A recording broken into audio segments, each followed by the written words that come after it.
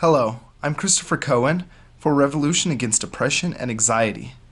Depression is a mental illness that affects approximately 14.8 million American adults, or about 6.7% of the U.S. population, age 18 and older in a given year. This mental illness is not a light subject, and if you have it, you must seek help, either from a rabbi or a local pastor, family and friends, or a medical professional. This mental illness kills so many people in the world by convincing that you are hopeless, that there's no way out, being trapped inside an illusion, until the point of suicide. Depression is linked with anxiety, PTSD, narcissism, abusive disorder, the list goes on. And to understand if you actually have depression, first take a look at these symptoms. Number 1, hopelessness. You feel like there's no way out. Everything what you do is worthless. You'll never make it. People hate you, etc. This is the number 1 sign. For example, you feel lonely, no one is available. You look around and it feels like you held in prison in your own home. Or you're just struggling with money and you can't seem to get enough to even pay your essential bills. This situation is deadly. It's a huge trap. Number 2 is restlessness and irritability. Being set off easily, can't sit still, can't sleep.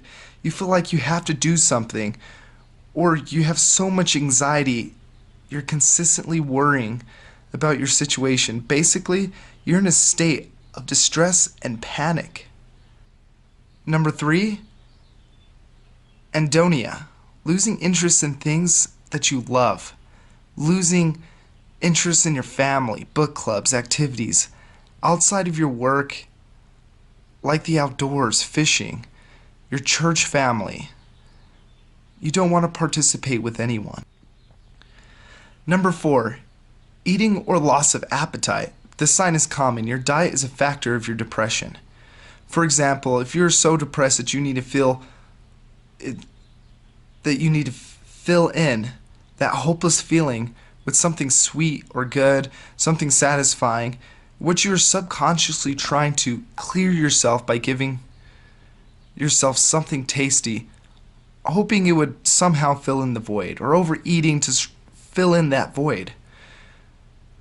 Or not eating because you're not in the mood, you're feeling depressed, and you can't even get off the couch. You can't go out there and make yourself a bowl of cereal, anything, and you're just kind of standing stagnant.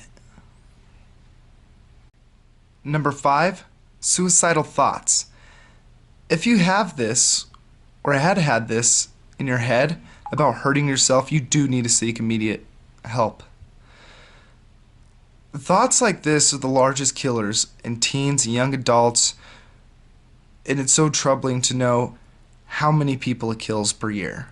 You feel like things are so hopeless that you just want to die, do things to hurt yourself, even punch yourself or cut yourself. You definitely need to seek help immediately.